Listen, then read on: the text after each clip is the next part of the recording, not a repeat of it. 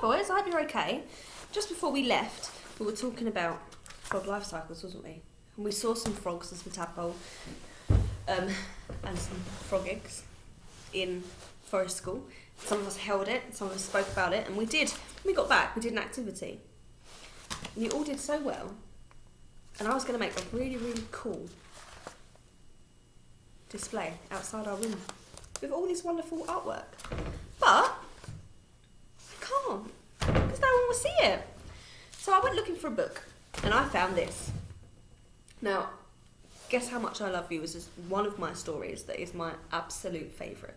And Big Nut Brown Hare and Little Nut Brown Hare are talking about how much they love each other, and they're using their arms and their bodies to make themselves really big to see who loves each other the most.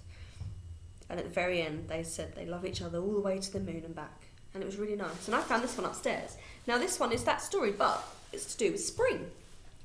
And we're coming to the end of spring now.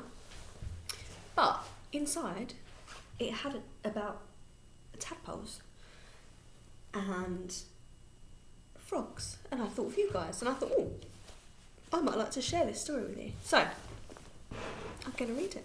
I've never read this before, so I hope you enjoy it. Bear with me. And we'll see what it's about. So it's called Guess How Much I Love You in the Spring. Hope this book's ever been read. Be nice to read. Guess How Much I Love You in the Spring. So, Little Nut Brown Hare and Big Nut Brown Hare went hopping in the spring. Spring is when things start growing after winter. They saw a tiny acorn growing. Someday it will be a big tree, said Big Nut Brown Hare. Can you see? Here, there's an acorn. And these are called bluebells. These are flowers, but this is an acorn tree. Little Nut Brown Hare spotted a tadpole in a pool. It was a tiny tadpole, as wriggly as could be. Can you see? Now, when we saw them at forest school, they were just eggs, wasn't they? But Miss Mwanda, she had a session with you last week, and she showed you the tadpoles wriggling about. So unfortunately, we can't go and see them, but Miss Mwanda showed you, so that was lovely. Look, and there's here. Who's this? Ribbit? Ribbit? It's a frog, yeah. It will grow up to be a frog, said Big Nut Brown Hare. Like that frog over there. Just the same as that one, said Big Nut Brown Hare. A hairy caterpillar slowly crossed the path in front of them. Can you do a hairy caterpillar? To eat something green. One day soon I will change into a butterfly, said Big Nut Brown Hare. You will, won't it? Can you see? Tiny caterpillar. Crawling across the floor. With wings! Oh, lovely wings, said Big Nut Brown Hare.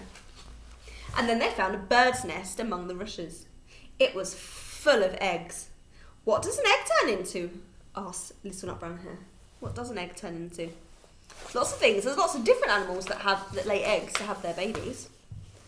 This one here, look. What do these eggs lay? Can you see? Birds. And now I think, as a challenge, I'm going to set you guys. I wonder if you can go onto the internet, or books, depends what you have, and find out which animals are born out of eggs. Can you have a look? See who hatches out of an egg. That'd be really interesting to see. And I think there might be some surprises in there for you. Because I can think of some animals that hatch out of eggs that are not birds. Or maybe have a look, see what you can find. That'd be really cool. Go have a look. A bird, a big bird. Well, a grown-up bird, said Big Nut Brown Hare. Does nothing stay the same, said Little Nut Brown Hare. Does everything change? Then he began to laugh. What does a little brown hare like me turn into? He said. Big Nut Brown Hare began to think.